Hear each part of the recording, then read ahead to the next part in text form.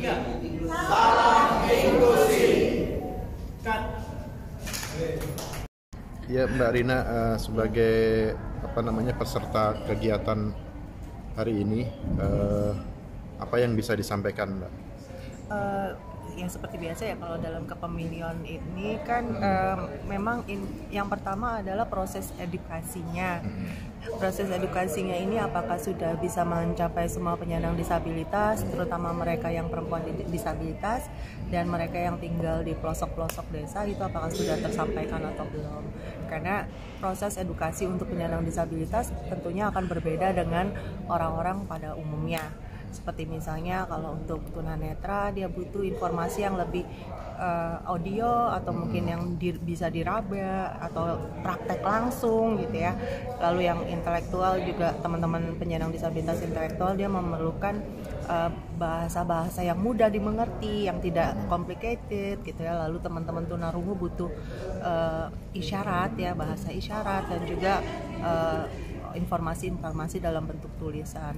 Sedangkan teman-teman disabilitas mental, terutama mereka yang disabilitas mental perkembangan, ini juga butuh yang lebih menarik perhatian mereka, yang misalnya seperti gambar-gambar atau berupa komik atau apapun itu gitu loh. Nah, jadi yang paling penting sebetulnya adalah apakah setiap komponen penyelenggara pemilu ini punya pemahaman yang menyeluruh tentang bagaimana berinteraksi dan juga memahami memahami disabilitas. Itu yang paling penting sih sebetulnya ya. Terlepas dari memang butuh fasilitas lainnya ya. Saya tidak suka menggunakan kata-kata kayak fasilitas khusus, tapi memang fasilitas-fasilitas yang memenuhi aksesibilitas dan juga reasonable accommodation atau akomodasi yang layak, dimana ya wajar-wajar aja misalnya kalau tunanetra itu fasilitasnya adalah template braille gitu ya, alat bantu untuk mencoblos, itu wajar gitu loh, bukan sesuatu yang khusus. Kalau orang mendengar kata khusus kan kadang-kadang lebih identik dengan perlakuan yang VIP gitu, yang dibedakan. Enggak, sebetulnya kebutuhan kita adalah memilih. Nah, tapi dalam memilih kita punya kebutuhan bantuan lainnya yang itu harus dipenuhi negara. Itu sih.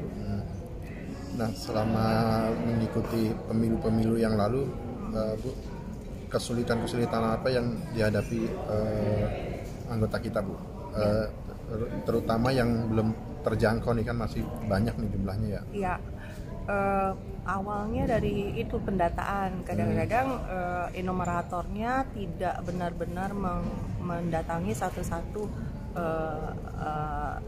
rumah tangga gitu ya. Jadi pada saat dia hanya mengumpulkan data dari kelurahan, di situ tidak terlihat siapa yang disabilitas atau tidak gitu. Jadi kebutuhannya tidak teridentifikasi, atau bahkan mungkin karena orang tuanya atau lingkungannya tidak dari awal juga mendaftarkan anak-anak yang disabilitas dalam sistem sistem pendataan negara yang resmi, sehingga dia tidak terdaftar sebagai warga negara gitu, sehingga haknya untuk memilih jadi hilang. Itu dari sisi pendataan. Kalau untuk dari sisi penyelenggaraan, saya boleh bilang dari pemilu ke pemilu berikutnya itu sudah mulai lebih baik gitu ya, walaupun masih banyak yang harus diperbaiki gitu ya. Masih ada misalnya di beberapa, tapi nggak semua, di beberapa daerah yang masih ya ditolak gitu ya, udah di rumah aja, nggak usah ikut pilih gitu ya. Itu kan kembali lagi ke bagaimana negara ini mengedukasi masyarakatnya gitu tentang penyandang disabilitas, dan tentang memang pentingnya mereka untuk menyalurkan suara mereka gitu. Baik Bu, terima kasih banyak atas komentarnya Bu. Ya, sama. Ya Bang, terkait kegiatan hari ini ada yang bisa disampaikan Bang? Ya, kegiatan hari ini terkait dengan penguatan pemahaman pengawasan pemilu kepada kelompok disabilitas. Memang ini tujuannya agar supaya kelompok disabilitas ini juga kemudian terfasilitasi dalam hal bagaimana kemudian mereka bisa memahami soal tahapan pemilu. hari ini tahapan pemilu sudah masuk pada tahapan pemutakhiran data pemilih yang akan berlangsung sampai 14 Maret nanti. Kami berharap bahwa seluruh warga Jakarta tidak terkecuali, terutama kelompok disabilitas yang ada di DKI Jakarta itu bisa terdata sebagai pemilih pada pemilu 2024. Oleh karena itu, selain kami kembali menghimbau kepada seluruh masyarakat melalui berbagai kegiatan-kegiatan, termasuk pagi tadi kami melakukan apel pengawasan kawal hak pilih untuk memastikan bahwa seluruh warga DKI Jakarta itu bisa masuk terdaftar sebagai pemilih pada pemilu 2024. Hari ini kami melakukan kegiatan penguatan pemahaman kepada kelompok disabilitas agar dari kelompok-kelompok disabilitas ini kemudian bisa menginformasikan pada teman-teman disabilitas yang ada di Jakarta agar mereka mendaftarkan diri sebagai pemilih atau kemudian menyampaikan kepada kami apabila di antara mereka ada yang kemudian bisa tidak terdaftar sebagai pemilih pada pemilu 2000 yang lalu agar pemilu 2024 ini bisa terdaftar sebagai pemilu. Itu yang kita harapkan. Kita berharap bahwa ke depan soal aksesibilitas terhadap kelompok disabilitas ini menjadi perhatian khusus bagi seluruh penyelenggara pemilu, baik KPU, Bawaslu maupun DKPP, agar tidak ada lagi warga negara yang dikecualikan, termasuk para penyandang disabilitas. Saya kira itu. Nah, ini pesertanya dari mana aja hari ini, Bang?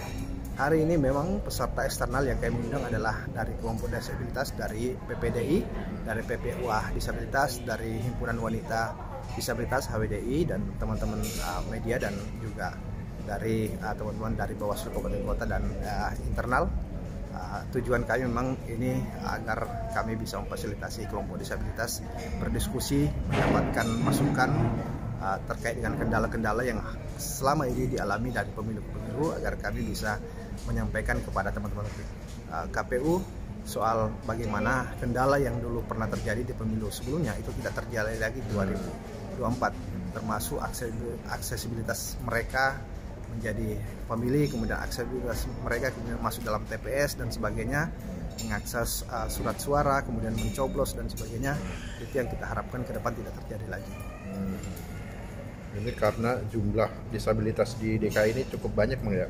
Ya, jumlah kelompok disabilitas di DKI ini kan cukup banyak, tapi masih banyak juga yang tidak terdata. Mereka yang kemudian hari ini kan ikut mereka yang sudah masuk dalam organisasi disabilitas, jadi mereka bisa mendapatkan informasi tetap. Tapi bagi teman-teman disabilitas yang tidak masuk dalam organisasi ini kan mereka agak sulit, apalagi mereka yang kemudian tertutup, keluarganya tertutup, malu kemudian mengakui dan sebagainya. Itu yang agak kesulitan bagi penyelenggara pemilu untuk kemudian mendata. Sehingga kita berharap bahwa semuanya bisa kemudian kita data dan keluarganya juga terbuka untuk menyampaikan kepada penyelenggara pemilu agar kemudian nanti bisa menggunakan hak pilihnya di pemilu 2024. Terima kasih Bang Burhan dari Bawaslu DKI.